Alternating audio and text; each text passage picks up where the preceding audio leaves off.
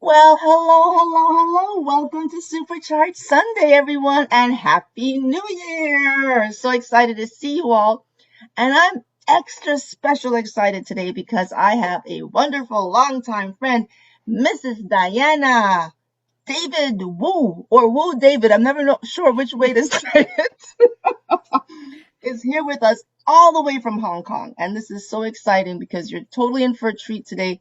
There is no better person to launch us off in supercharging into the new year than the person you're about to hear. So let me welcome you to the one, the only Diana, who will now share with us how amazing she is.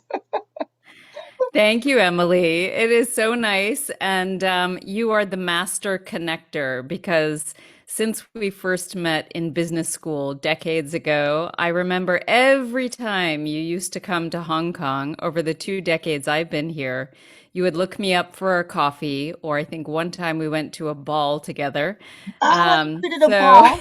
We have our dinners, yeah. So At the you are ball. absolutely wonderful, and it's such a pleasure to stay connected over the years and see and to be supercharged myself while supercharging others. Excellent. That's wonderful, Diana. Yeah, I definitely miss those Hong Kong jaunts. And for those of you who don't know, Hong Kong is one of my absolute most favorite places in the world. There's just something about it that just connects with me on every level. So I just love it. And I'm excited that you're there and doing so well with all that you And do. I'm in the future, right? I'm actually, I think, 13 hours in the future. So I'm perfectly positioned to tell you what the future will bring. That's right. Okay, guys, we're a 13-hour time difference. So I'm here in Florida. And it's well, we had to do well, I don't know if I should just we're doing a pre-recording. We had to do a pre-recording for this to go live at 2. So it's like 9 a.m. or so my time, 9:30, and Diana, it's like 10:30 at night for you, p.m. Mm, Something like that. Something like that. But we'll assume we're on the yep, same level. We're yep. on the same level, all the same. But Diana has an illustrious career. She worked as an executive with the Financial Times. She has done so many things. She's a best-selling author. And so she's going to just start off by like letting us know a little bit about her book, the Future Proof book. Where's that book? Where's that fancy book? You know I have it. You know I have it Let right me put here. it on the screen. There it is. Look how beautiful that There is. it Hold that up. is, Hold it future up. Don't put it proof. down yet. Let me take a picture. All right, future proof reinventing work in the age of acceleration, Excellent. which I wrote in 2019, actually, quite prescient. So it's about a year and a half old, and it hit the bestseller lists even in 2019. And as I was researching for your Supercharged Sunday, I was thinking, okay, 2021, what kind of things do we need to be thinking about for 2021? And I do a lot of work now. I've left the Financial Times, but still teach there. I still teach MBA classes. And Future Proof has since turned into its own course and community full of people who are, I would say, 45 and up, senior executives, incredibly successful, but hoping to be even more ambitious and take charge of their lives, invent the next chapter, create a legacy, and future proof themselves. Because one of the things that we said a lot in 2020 was, I can't believe this happened. I can't believe work has changed. I can't believe that I have new demands on myself. But so much of the conversation that we had in 2019 was already talking about how work is changing, company lifespans are decreasing, our lifespans are increasing, and we have to take so much more charge of our own lives and careers and stories.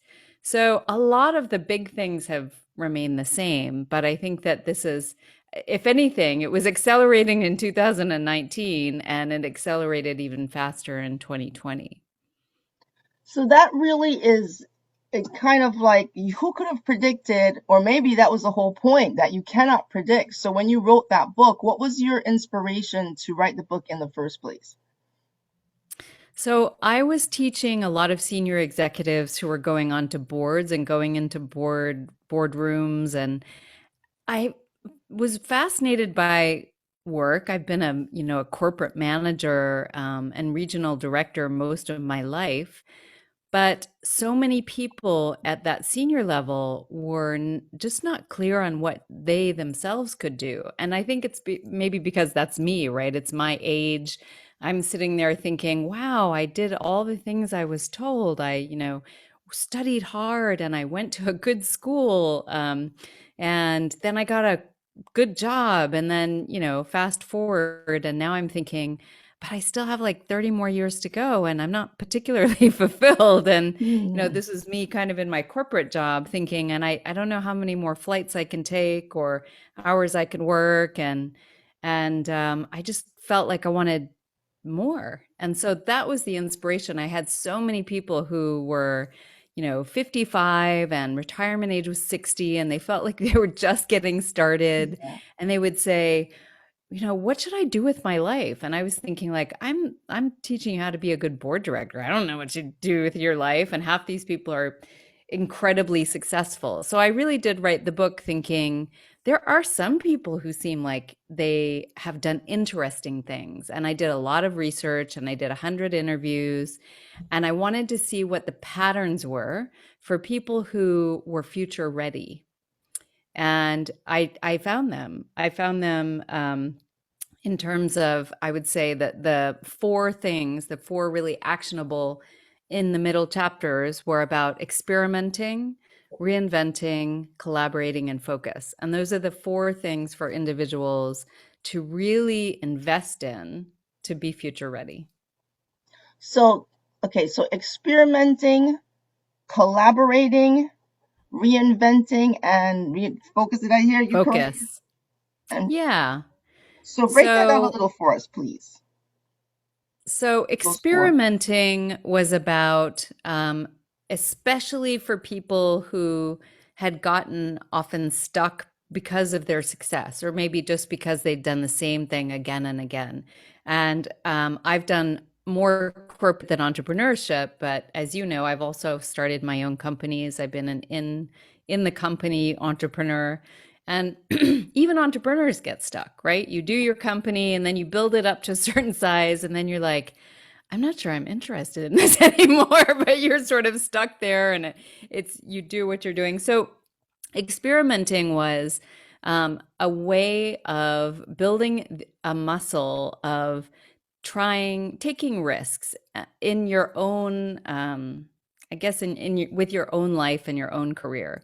So for people who were incredibly successful lawyers, they felt like they might be foolish if they expressed a desire to go out and become a book author. I mean, people who write books are incredibly insecure because they feel like once the book is out there, then that tiny little dream that they had is going to be exposed and everybody will laugh at them for the Mhm. fraud that they really are. So, you know that, right? It's so Well, you terrifying. do feel exposed. That is true. You feel exposed. Well, No doubt about it. and people I think feel that way, and oftentimes the more bit of success they've had, the more afraid they are to kind of mess with that and experiment. So it was about taking small actions, small imperfect actions in order to move forward. So for 2021, I think it's great. I mean, you're going to talk about a 5-year plan, and what I would say for experimenting, and I do this a lot, is thinking about that long term.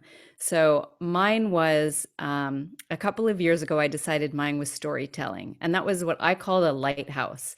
It was a theme that I wanted to improve upon in my life, mostly from zero.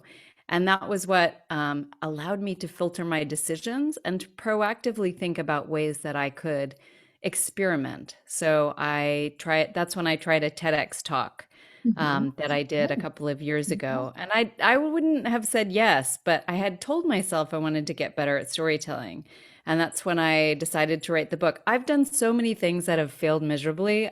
Earlier in 2020, I was like, let me try some Facebook Lives for entrepreneurs. And I literally was like, that it was so bad that I can't even imagine that anybody was watching for anything other than entertainment value. Well, your bad is probably someone else's excellent. So please, you're probably being really, really harsh.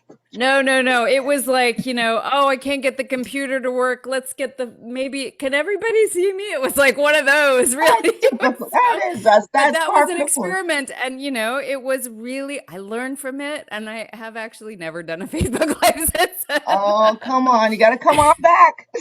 But that's the kind of thing, those Yeah. small things, not worried that, if you're doing a 5-year plan and you decide that you're going to do something, then those small imperfect actions, even the ones that don't work, are going to be useful to you.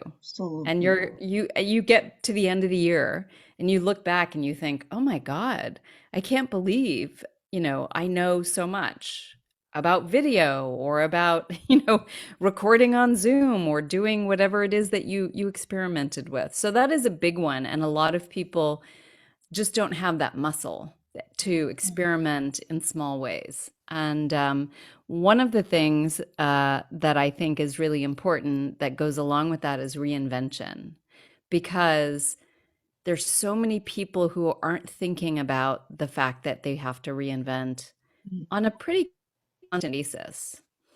So that again is really understanding what it is that you have to offer, what the best kind of combination of assets, um, what the Scott Adams, the Dilbert author, calls the best combo deal. It's like the McDonald's, Hmm. fries, Coke, and a Big Mac. Hmm. What are the things that are really unique to you? So I wrote a book, but so did a gazillion other people.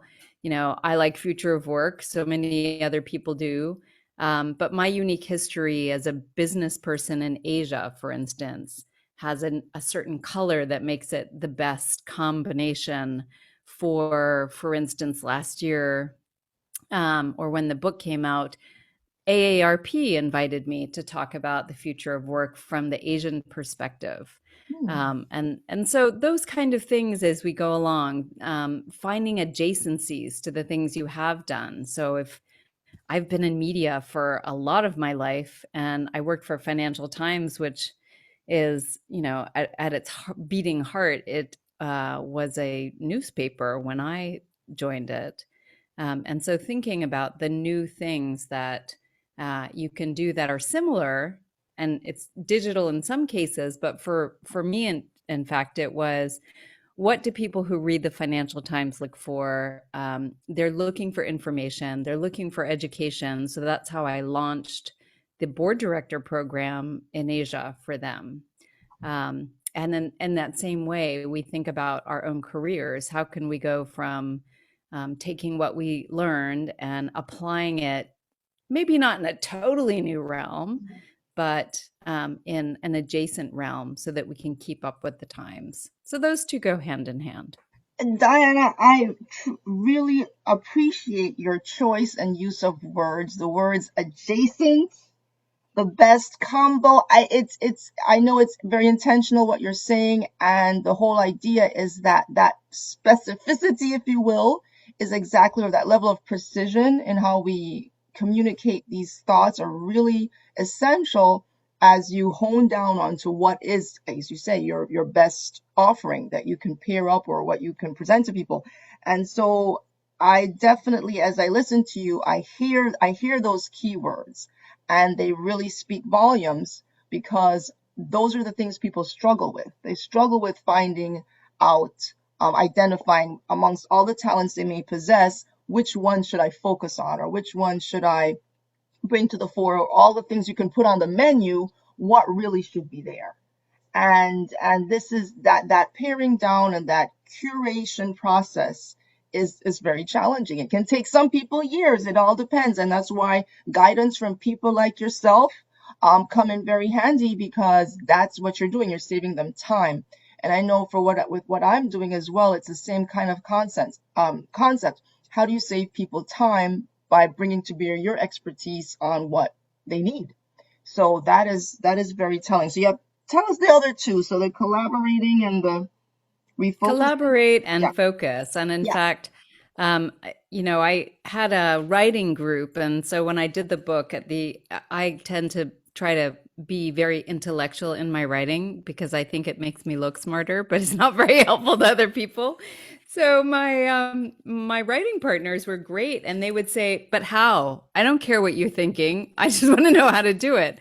And so the thing that was so great about that was we talk about community and the community you're building, is that they really pushed me to have a lot of stories. So I remember doing my TEDx talk and people saying, "Oh, that really resonated with me," but my I always feel like my story is just one of many. And so having stories of people who have found their adjacencies, for example, or reinvented, and what their process was and what the outcome at the time I interviewed them was, I think it's like looking at a lot of different recipes Mm. for the eggnog you do for Christmas, or and you kind of go, "Oh, well, maybe I like that, maybe a little of that, and not that, and this." So I really love that way of learning by reading other people's stories. And then, of course, because you and I are women of action, I always have exercises and action steps at the end of every chapter. So absolutely super important. Now, the collaboration one was, it's probably a little dated because I spent most of my time um, working with teams across Asia. And so I always was doing things on phone calls and across many different cultures and many different time zones. And so I think that that is super important. And now we fast forward into, 2020, and everybody is doing that. Now I think 2021 is about maybe doing it well. So There you go. the idea of collaborating, I think, is important in terms of getting to understand other people. And I've done a lot in 2020 to help people collaborate virtually. So giving them the tools to collaborate, and create relationships and trust and feedback, and community, despite the fact that they aren't in the same room, or all in the same town, or have even now different experiences that I found almost more easy because I had somebody in the Philippines and somebody in Japan and Korea, et cetera. But which we actually know is, you can have somebody in the same room that has had a totally different experience. And if you're not paying attention to the dynamics, then it's hard for you to create great teams and great collaboration in a way that will allow us to solve the most important problems we have in the world. What would you say are some of the biggest challenges to collaborating? So let's say someone does decide they want to collaborate with someone, or what do you think? What are some of the challenges that may come up during that process? I think that right now, in particular for virtual, since that's the way most of us are collaborating, Mhm. there's a huge premium on efficiency. So we get on and we go boom, boom, boom, boom. Okay, then it's all done. And people haven't learned to make time for connection. Mhm. So it's a huge thing. When I did my MBA class, it was put on to virtual with 2 days' notice.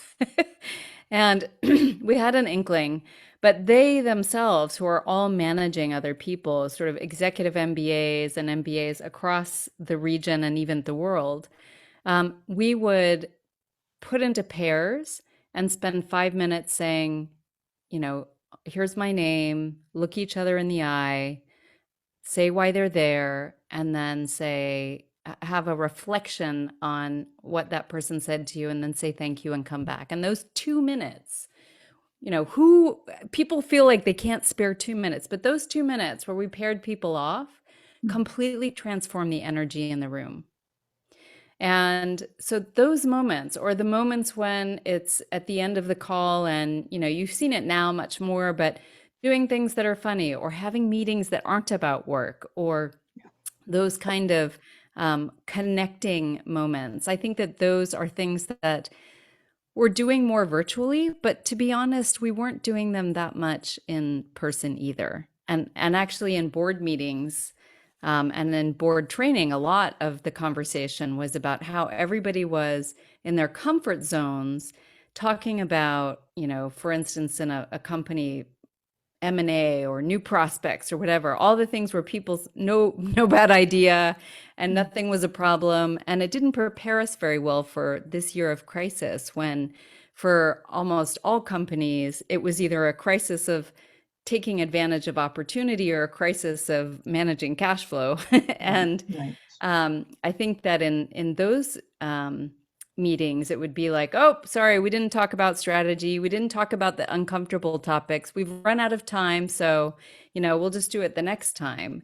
That is classic. And I think that we've all understand now in terms of collaboration that we need to make time for feedback mm, and for difficult conversations. And we need to actually invest in becoming good at those conversations and good at collaborating with people, not just assume it's going to happen. exactly. I love it. See, that's why we're friends because we have similar wavelengths Is going that on. all?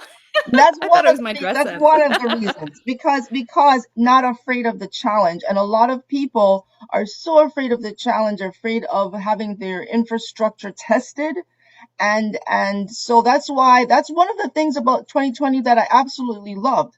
The problem is, unfortunately, there was a lot of tragedy that resulted from the upheaval, but there was a lot of wonderful things that came out of 2020 that made it, to me, an amazing year. Again, putting the tragedy to the side for a moment, because I think people they focus on that because of course it's real, but at the same time, the parallel lessons were amazing. The world got to stop, quote unquote, and Yeah, reflect and to put into perspective a lot of the things that you're saying. And as you're saying, there it's brought to the surface now they have to actually talk about it, think about it. And you can't just brush it off with a slogan or think you're going to deal with it just with a little sound bite. It's a lot of a deeper conversation that has to be had on every level that we don't tend to absolutely. have those opportunities. And now it's like you're forced to do it. And some people are recoiling at the thought and some are embracing it. So to me, that's an exciting time. And as you say, the idea of testing structures, not only corporations, but institutions, churches, you name it, everything. Families. Huh? Families. Families too, right? Yes, We've all just been everything. going super fast. Yes, And we've everything. slowed down enough to have the opportunity to be intentional about what we're doing. And what's important to you. So, Yep. so now with the whole idea of the future proofing. So how do we future proof anything? Well, future proofing is it kind of gives you almost a bunker mentality. So, what I've been thinking about a lot with my community of people is how to create your own inspiring futures. Hmm. And it may be multiple futures. So, um, that has been a process of, first of all, community. So, all those things that we're talking about, difficult conversations, collaborating, experimenting, and putting yourself out there in a way that's uncomfortable, even the prioritizing. So, being intentional really is the fourth one, right? It's about focus. Where are you spending your time? Um, is it really the way that you intend to? And what I found, and I think that this is really useful for people who come to Supercharge Sunday and also people who might want to create their own communities or create a community with you, is the idea that having those people around you, the people who are helping you progress in your spiritual life, your professional life, your aspirations. I think that's really important. And from there, you can really think about what that future should look like. And the thing I've found with my group of people who are from all over, I mean, I'm in Asia, so there's a lot of executives in Asia and entrepreneurs, very senior, because we don't have a lot of that here. But then we also have people from the US and Europe. And what I find is that if you're creating your own future, sometimes you have to find different people than the people you grew up with or the people you're already working with or your family because you need the space to think about what do I really want to do? And you need to have a community of people who is also thinking that way so that they can say, wow, it's great that you're thinking about that. And then actually challenge you and question you for the things that don't quite make sense. And really, like a coach, almost Mhm. interrogate the fact that, for instance, we had a group for, it was a retreat actually of 5 people in December. And somebody was saying that they had their idea, they were really focused on financial literacy, and they were starting a podcast. And they said, I'm going to do this, and I've got all the episodes planned out, and the whole year. And somebody said, but why do you want to do it? What outcome? Like, what are you hoping to achieve? And he was like, wow, I don't know. It just seemed like a good idea. But now that I've talked about really the impact I want to make on the world, maybe it's not. And I think that that's a really you can see like, it's a really hard conversation to have, especially because it's so comforting to have a plan. I know for myself too, but really just having those conversations with other people about, you know, what you're going to do and what it's going to manifest and what's going to happen when it goes wrong, for instance, and having those people on a continual basis, I think, is really special as well. We all have it, right? We all have friends, but I've been much more intentional about finding people like that, um, that I can check in with on a really regular basis, especially given what's happened in 2020 with the pandemic, so that I know that I'm on the right track and I don't wait to be off track, really far off track, before I'm Mhm. connecting with other people. So that proactivity is like that's a part of the whole intentional process that you build that in so that you do have those built-in checkpoints. There's just so many places we can go, Diana. So many directions because it really just opens up again so many layers of things that can be discussed. But what I'd like to also ask you is, so what would you say, I don't know, are your top three or top key tips that you would share for people as they seek to future proof their 2021 coming off 2020, the lessons we've learned? How do we take that forward into 2021? Well, what I would suggest is, one of my favorite things that is in the book that we did for our retreat is doing an audit, a life audit. And it may be that people have done this. I do this every quarter. And what I do is I look at the time I've spent, the relationships, and the financial aspect. And I say, okay, what did I say I wanted to do this quarter? Mhm. And what did I actually do? And I go through my calendar and I see what I've actually done. And it, kind of loosely, like I usually spend an hour or something at the end of each quarter. And I find that that sets you up for the new year really well. I have done it for a whole year before. I usually do kind of say, okay, I said that this year was all about, being with my family, and I'll find out I spent like, 2 minutes with them every week or whatever it is. Or I say that I wanted to spend a lot of time teaching, and I find out that I've done, I don't know, maybe 16 podcasts. And I really, have to think about, is this getting me where I want to be? Is this allowing me to have the impact that I want to have? And I look at what has been the work that I get paid for and the work that I don't, because as an entrepreneur, that's important as a Yeah, solopreneur.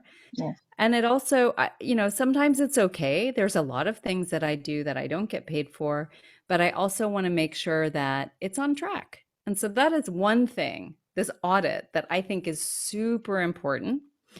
The other thing that is somewhat similar, which is something everybody loved in the book, is the minimum viable lifestyle.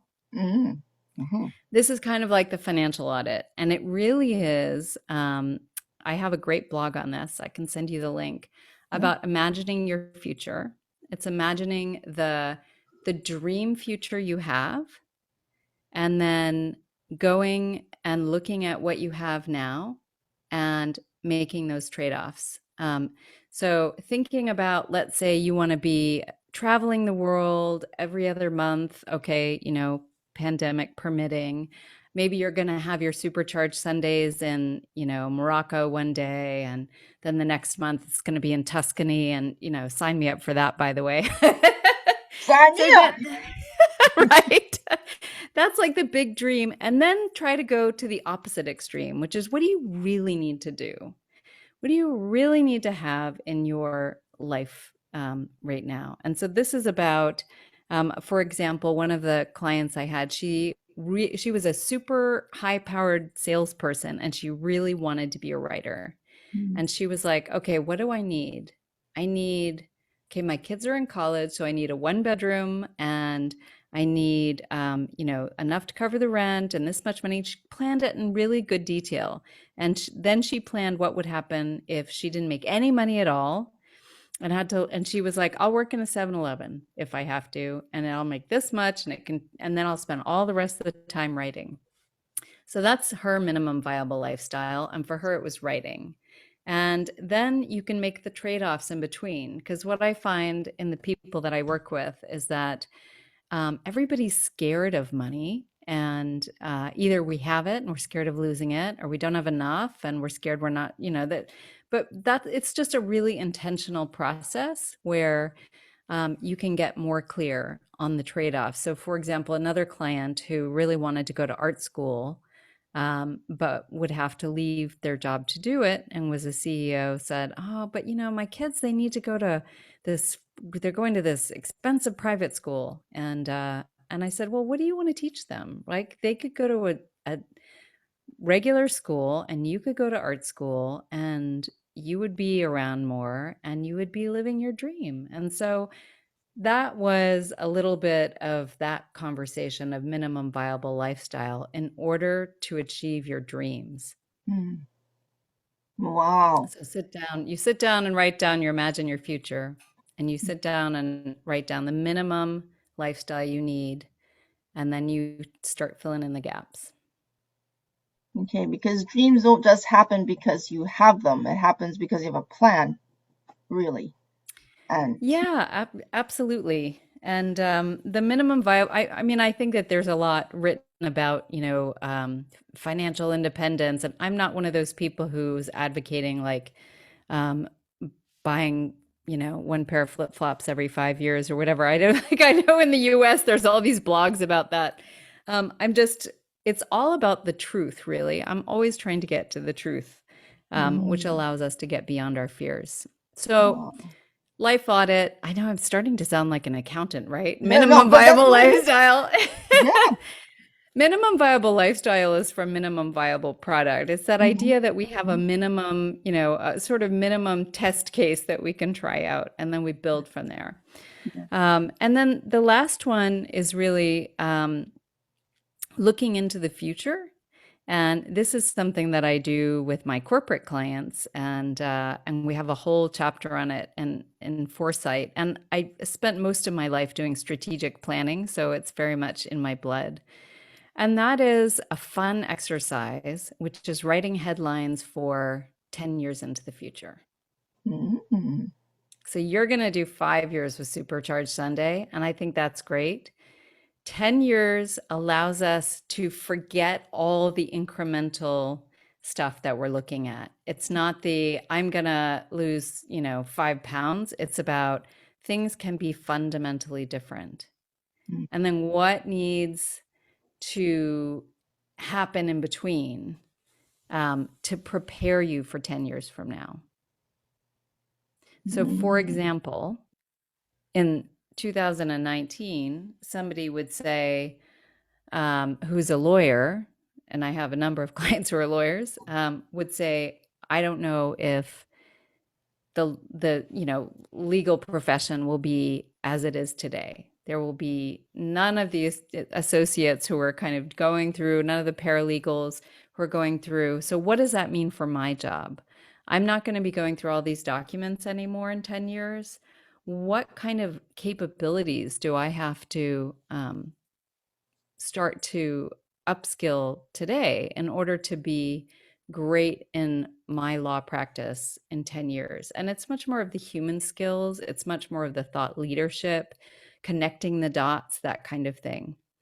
But then writing the headlines makes it more specific. Mhm. So for one client, it might be that they start to do real estate projects on Mars because Richard Branson's already doing. I mean, he's already planning it. And Mhm. so usually you think of these crazy things, but they all have roots in the present. So many of these things. Look at work from home in 2020. That was not something that, just happened and nobody ever thought that we'd work from home. People have been working from home for decades. Absolutely. So write your headlines for the future in 10 years. Wow. That's That's a amazing. lot. I mean, that'll feel like a whole Whew. weekend. Sorry It to be you wanted no, takeaways. this is what it takes. I mean, if you're going to achieve a certain degree of greatness or again fulfill these visions, this is what it takes. It takes some serious groundwork to make it happen, to pull it out of you, because it's already there. You have to pull it out of you and find the ways to do that. And one of the things that strikes me from what you're saying, and it all kinds of comes together here, you work with a lot of highly successful people already, ambassadors, CEOs, people of that caliber. And the thing is, they have their vulnerabilities too. They have their areas where they need help too. So we tend to think that, oh, the only people that need help are small businesses or startups or people just starting out and they have all the struggles, but that is not so. All across the spectrum of your growth and your achievements, you have another level of struggle or obstacle that you have to face. Or opportunity. Or I think opportunity, as you in China, and that's one of the things I highlighted in my book, where I said, we know that in the Chinese characters, for crisis equals opportunity. Isn't that correct? Yep, Yes. absolutely. So we must have a lot of opportunities That's it. That's how I given last yeah. year. Exactly. There are endless opportunities. You just have to kind of be willing to go after them or willing to embrace the fact that things have changed seismically and getting rid of this whole the new normal or going back to normal, whatever. Forget the word normal. It doesn't exist. Normal does not exist. And so just embracing these opportunities. Absolutely. Yeah, These it are is. amazing tips. I can't thank you enough for all of the insights you've shared. And I always look forward to going back and I re-listened to these Supercharged Sundays, all of our guests. And today I will absolutely be listening to this again because I think with everything that you said, there was a pearl here and a pearl there and a pearl this everywhere. And I wanted to also ask you, given that you are in Asia, that you are in Hong Kong, how would you find that what you're doing with Asian people, how does it differ? And let me clarify this because I know there are a lot of expats in Hong Kong and in Asia. So, is there a different, like the Asian mindset versus the American mindset or European mindset in terms of what you're doing, in terms of letting people know about the whole future proofing process? Does it break down differently for the different cultures or different nationalities somehow? Do you find certain themes in? Well, so I would say that when I started my Future Proof course, which is a sort of 10 weeks and it is for senior people, I was surprised that so many people from outside of Asia decided to take it. I thought Hmm. that it would be, I feel like there's so many things in the United States that are catering to people in terms of professional development. And one of the reasons I did this was to cater to Asia. And what I found is that the people who I attracted were international. They were really global people and they wanted to be around other people who were thinking globally. And so, whether or not it was somebody who was in the UK or India or Texas, they were all thinking about the world and their opportunities globally. And so, I don't think that there's as much of a difference for them, but from from place to place in my long experience in Asia, you can certainly see differences. And part of that is a couple of decades ago, wherever we were was our opportunity. And I think what's so amazing right now is that that doesn't have to be the case. You can be anywhere in the world and you can build your business globally. You can find the long tail of people who want the things that you want. So that's been an education for me as well. I've always been a kind of global executive. Um, but now more than ever, it amazes me that, I can be anywhere in the world, literally. I can build my business as long as I have a Zoom link and Wi-Fi, and I can meet people around the world wherever I go. And I think that's the future of work, and that's certainly for me, I think the future of collaboration. So um, there's a whole body of work around cultural differences that I teach my MBAs and I go into companies and talk about. But I do think that this is a whole new kind of era where people will be ever more globalized, and they have to also invest in the skills to take advantage of that. Well, that is beautifully said and highlighted, and especially in an era of certain parts of the world where there's a level of insularity going on. And I know that's happening right now in the United States, or it has been happening, where people have become more insular and certainly not looking out globally. Certain sectors, shall I say, not the whole country, but certain segments of people. And you cannot reach a certain level of success long term in your life if you maintain that way of thinking. So the sooner people have a global outlook and recognize the similarities. So you might want to think you're all that different, but you're really not. And that's Yeah. the ultimate recognition that you may be here, you may be there. We have, as you say, the long tail interests are the same. And as human beings, we're the same too. So there may be some cultural things you might like this food or that food and what have you, but the human feelings don't change. And so our desire to be fulfilled and have a future that makes sense and that we can at least have exert some influence on, and realizing that there are things out of your control, but there's a lot that is within your control, and and Yeah. and embracing the fact that that's the reality, as opposed to just being allowing yourself to just go by the winds of time. um, We all want inspiring futures that matter. Inspiring futures that matter, there you go, and it's incumbent upon each of us to find that path to that, I would dare say. Well, Diana, I could talk to you all day, as you know, but I wanted to thank you for all this, again, all this wisdom. And so now, how can people keep up with you? You mentioned blog posts, and I'll make sure we'll have links to your different things also in our posts. So in the comments, where can people find you and follow you and so forth? Absolutely. So the best place to find me and follow me is Diana Wu David, DianaWuDavid.com. And I have special for the Supercharged Sunday crew. They can download 2 free chapters of my book, Future Proof: Reinventing Work in the Age of Acceleration, if they go to Diana Wu David /future proof. Okay. So we'll definitely have that link, and it's an amazing book, and I'm so honored that you're here to share all the reasons why people need to get it. And where can they get your book? Oh, they can get my book on Amazon, I think is the easiest place. And Amazon. and So we'll put up an Amazon link too. yeah, just put in Future Proof or Diana Wu David and you can get that popped up right there. And I have a kids book too, Hong Kong ABCs, but Yes, I remember the Hong Kong ABC. that will We have. not teach you how to future proof, but it might teach you some good Chinglish and fun places in Hong Kong. Oh, yes, yes. Is there another children's book in your future?